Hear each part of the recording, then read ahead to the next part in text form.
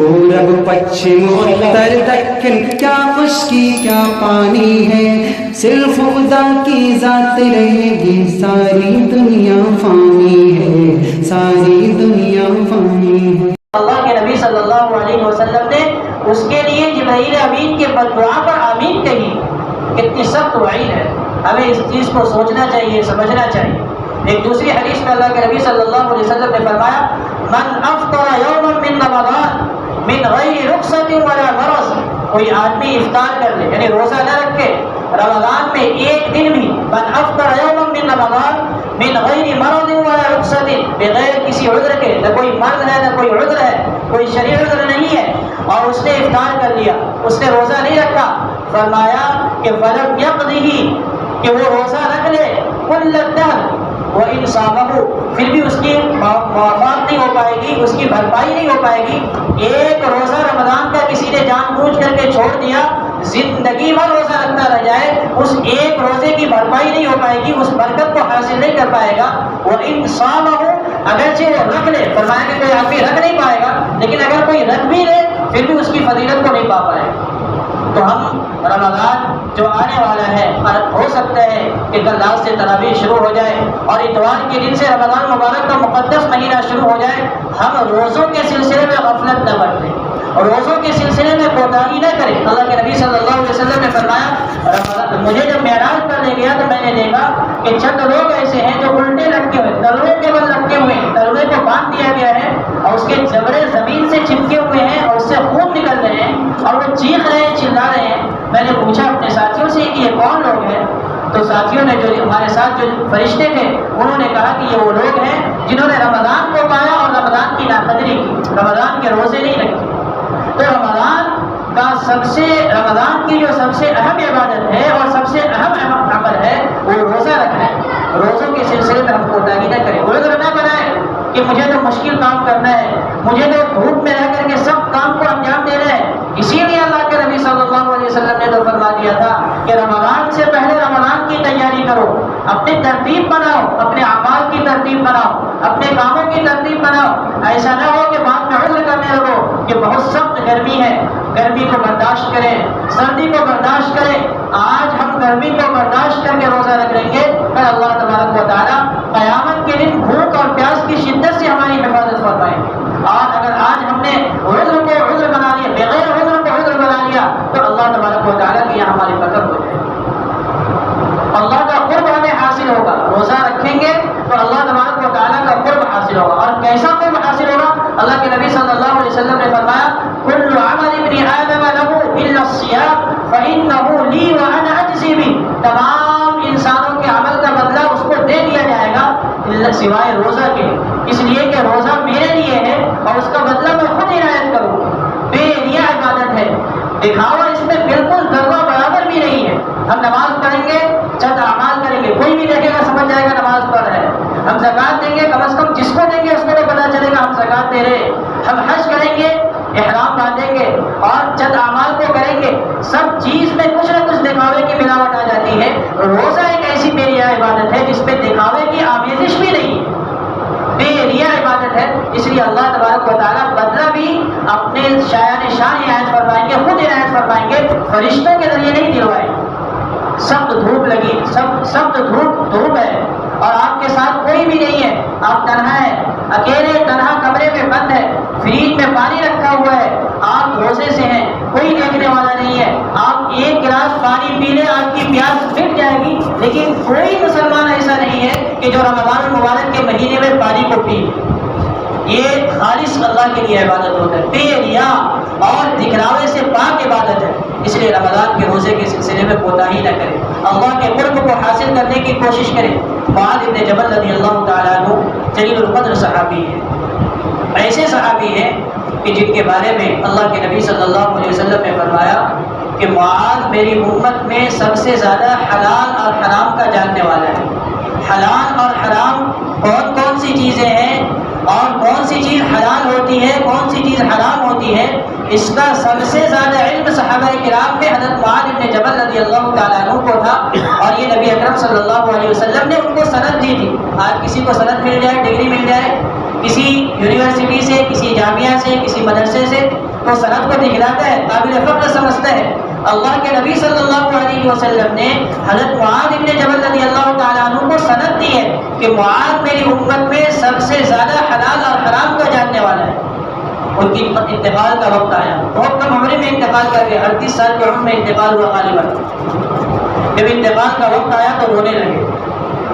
جو لوگ موجود تھے انہوں نے کہا کہ آپ تو اللہ کے نبی صلی اللہ علیہ وسلم کے محبوب تھے، آپ اس حالت میں اس دنیا سے جا رہے ہیں، اور کہ اللہ کے نبی صلی اللہ علیہ وسلم دنیا سے جاتے وقت آپ سے خوش تھے، آپ روتے کیوں ہیں؟ کہنے لگے کہ میں اس لیے نہیں رو رہا کہ مجھے مرنے کا ڈر ہے، یا مر جاؤں گا تو میرے ساتھ کیا ہوگا اس کا ڈر ہے۔ کہنے لگے کہ میں اللہ کو گواہ بناتا ہوں کہ اللہ آپ جانتے ہیں کہ میں یہ چاہتا تھا کہ میری عمر لمبی ہو، میں اور جیوں، لیکن اللہ آپ کی قسم آپ جانتے ہیں کہ میں اس لیے اپنی عمر کو لمبی ہونا چاہتا، دیکھنا چاہتا تھا، اور زیادہ عمر پانے کی خواہش رکھتا تھا تاکہ طویل طویل راتوں میں سجدے کروں، ٹھنڈی کی رات ہو اور ٹھنڈی کی رات میں طویل سجدے کروں۔ اور فرمایا کہ اس لیے عمر کے بڑھ جانے کی دعا کیا کرتا تھا تاکہ گرمی کے روزے ہو، اور اس گرمی کے روزے میں روزہ رکھ کر کے بھوک اور پیاس کی شدت کو برداشت کروں، اور اس لیے عمر کی درازی کی دعا مانگا کرتا تھا کہ علماء کی مجلس ہو اور علماء کی مجلسوں میں جا کر کے بیٹھو۔ اللہ آپ جانتے ہیں اسی لیے رو رہا ہوں کہ میری عمر کم ہوئی، میں تو اس دنیا سے چلا جاؤں گا، لیکن آرزو جو تھی بھوک اور پیاس کی شدت کو برداشت کرنے کی، روزہ کو رکھ کر کے وہ بہت کم مہلت مل سکی، اور چاہتا تھا کہ اور مہلت مل جائے اور بھوک اور پیاس کی شدت کو محسوس کرو۔ تو یہ صحابی رسول معاذ بن جبل رضی اللہ تعالیٰ عنہ کی احوال حالت ہے جو مرنے وقت اپنی کیفیت کا اظہار کر رہے ہیں، اور یہ تمام صحابہ کرام رضوان اللہ علیہم اجمعین کی کیفیت ہوتی تھی، ہمارے تمام اکابرین کی کیفیت ہوتی تھی۔ وقت نہیں ہے کہ واقعات سنائے جائے، لیکن بزرگوں رمضان المبارک کا مہینہ بس اب آنے والا ہے، رمضان المبارک آ جائے اور رمضان المبارک کا مہینہ گزر جائے۔ میں نے شروع میں عرض کیا کہ کام کم اور دام زیادہ ہے، عمل کم اجرت زیادہ ہے، اعمال کم ثواب زیادہ ہے۔ یہ وہ مہینہ ہے رمضان کے روزے کو ہی ہم طرف کر دیں، رمضان کے روزے کے سلسلے میں ہی کوتاہی برتی جائے۔ بہت سارے ہمارے حضرات ایسے ہیں جو معمولی عذروں کو عذر بنا کر کے روزے کو طرف کر دیتے ہیں، اور ذرہ برابر ان کے پیشانی پر شکن نہیں آتی، ان کے ماتھے پر شکن نہیں آتی، ان کے دل میں ذرا بھی تکلیف نہیں ہوتی، الجھن نہیں ہوتی، کھلے عام پانی پیتے ہیں، کھلے عام کھانا کھاتے ہیں، ایسا محسوس ہی نہیں ہوتا کہ رمضان المبارک کا مہینہ چل رہا ہے اور یہ بھی مسلمان کے گھر میں پیدا ہوا ہے اور مسلمان ہے۔ تو میرے محترم بزرگوں اور دوستوں، رمضان المبارک کا ایک بہت اہم عمل ہے، رمضان کے روزے ہم میں سے ایک روزے بھی فوت نہ ہو پائے، اس کا آج سے یہ عہد کرے، ابھی سے یہ ارادہ کرے، اور رمضان جب شروع ہو جائے تو اس پر مکمل طور پر عمل کرے۔ اب رمضان مبارک کا مہینہ شروع ہو جائے گا، ہم کریں گے کیا؟ یومیہ پروگرام بنائیں کہ کل سے رمضان، پرسوں سے رمضان شروع ہو جائے گا، سنیچر کی رات سے تراویح شروع ہو جائے گی، تراویح کا اہتمام کریں۔ سحری کے وقت ہم اٹھتے ہی ہیں، سحری کرے، برکت اللہ تبارک و تعالیٰ نے اس میں رکھی ہے۔ آدھا گھنٹہ ہم پہلے اٹھتے ہیں تو پونے گھنٹہ پہلے اٹھ جائے، پونا گھنٹہ پہلے اٹھتے ہیں تو 1 گھنٹہ پہلے اٹھ جائے۔ عام دنوں میں، عام مہینوں میں تہجد کی ہمیں توفیق نہیں ہوتی، تہجد کا موقع نہیں ملتا، کم از کم رمضان المبارک کا مہینہ ایسا ہو کہ اس مہینے میں ہم تہجد کو بھی ادا کریں۔ اپنے گھر کے عورتوں پر بوجھ نہ بنے، اپنے گھر کی عورتوں کو بھی کہہ دیں کہ رات میں ہی جو کچھ انتظام ہو سکتا ہے انتظام کر لو، صبح کچھ تھوڑا بہت انتظام کر لیں گے، تم بھی تہجد کی نماز ادا کرو، میں بھی تہجد کی نماز ادا کروں گا، تو ابتدا تہجد سے کریں۔ کم از کم رمضان کا مہینہ تو ایسا جائے کہ رمضان کے مہینے میں ہماری تمام راتیں تہجد سے، تمام صبح تہجد سے شروع ہو۔ اس کے بعد ہوتا یوں ہے کہ ہم سحری جلدی کھا لیے